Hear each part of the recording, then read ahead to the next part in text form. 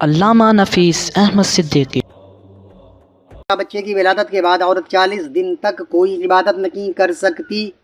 تو محترم فیاض صاحب، ایسا نہیں ہے کہ عورت 40 دن تک کوئی عبادت نہیں کر سکتی۔ عورت بہتر سمجھتی ہے کہ وہ کتنے دنوں میں پاک ہوئی ہے۔ 40 دن تو ایک حد مقرر کیا گیا ہے کہ اس سے زیادہ نہیں ہو سکتا۔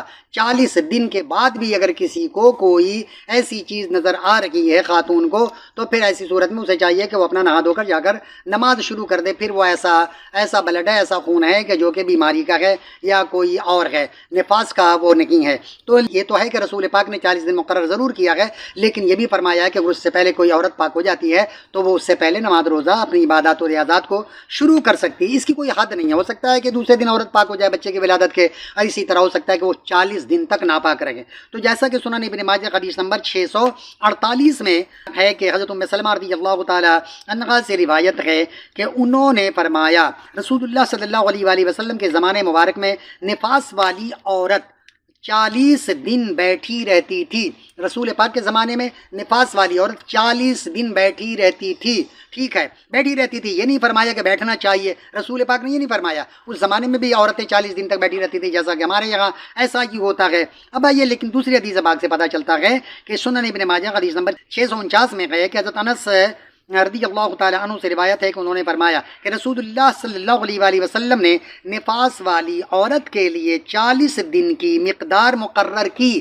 نفاس والی عورت کے لیے 40 دن کی مقدار مقرر کی ہے، سوائے اس کے کہ اس مدت سے پہلے طہر نظر آ جائے۔ بالکل واضح ہے، سوائے اس کے کہ اس مدت سے پہلے طہر نظر آ جائے، یعنی 40 دن سے پہلے اگر وہ پاک ہو جاتی ہے، اسے یقین ہو گیا کہ اب ہم پاک ہو چکے ہیں، تو اب ایسی صورت میں چاہے وہ دوسرے دن ہو، چاہے وہ 10 دن کے بعد ہو، چاہے 15 دن کے بعد ہو، چاہے 20 دن کے بعد ہو، چاہے وہ گویا 35 اور 39 دن کے بعد ہو جائے، تو اگر وہ 40 دن سے پہلے وہ گویا پاک ہو جاتی ہے تو پھر اسے چاہیے کہ نہا دھو کر جا کر عبادت و ریاضت کرے اپنے معمول کے مطابق جو وہ کیا کرتی ہے اور جیسا کہ کرنا چاہیے، یعنی 5 وقتہ نمازیں ہیں، دیگر عبادات و ریاضات ہیں، تسبیح و تحلیل ہیں، بالکل کر سکتی ہے۔ لیکن اگر وہ سمجھتی ہے کہ ابھی وہ پاک نہیں، یہ عورت کو زیادہ بہتر پتہ ہوگا، دوسرا تو کوئی نہیں سمجھ سکتا، لہذا عورت اگر سمجھتی ہے کہ نہیں ابھی ہم پاک نہیں ہیں تو 40 دن تک وہ انتظار کر سکتی ہے اپنے پاکی کا۔ لیکن جب 40 دن مکمل ہو جائے تو پھر اسے چاہیے کہ جا کر نہا دھو کر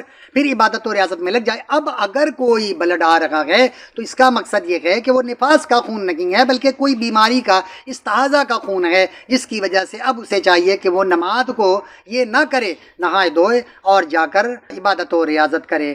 لیکن اگر ایسا نہیں ہے تو 40 دن تک انتظار کیا جا سکتا ہے۔ 40 دن ایک حد مقرر کیا گیا، جس طرح آپ دیکھیں کہ مینسنس کے حوالے سے ہے کہ 3 دن کم سے کم مدت ہے اور زیادہ سے زیادہ مدت کیا 10 دن کا ہے۔ تو اگر 10 دن کے بعد بھی کسی کو خون نظر آئے تو اس کا مقصد یہ ہے کہ وہ استحاضہ کا خون سے چاہیے کہ نہا دھو کر جا کر نماز پڑھے اور احتیاط کرے اس کے حوالے سے۔ اسی طرح عین ممکن ہے کہ وہ 3 دن میں پاک ہو جائے، تو 3 دن میں پاک ہو گئی ہے تو گویا چوتھے دن سے اپنی نماز کی شروعات کر دے، تو اس کی مدت کم سے کم 3 دن، زیادہ سے زیادہ 10 دن، 3 دن سے کم نہیں ہو سکتا، 10 دن سے زیادہ نہیں ہو سکتا۔ اسی طرح یہ جو نفاس کا معاملہ ہے وہ اس کی کم سے کم مدت نہیں ہے، زیادہ سے زیادہ مدت 40 دن ہے۔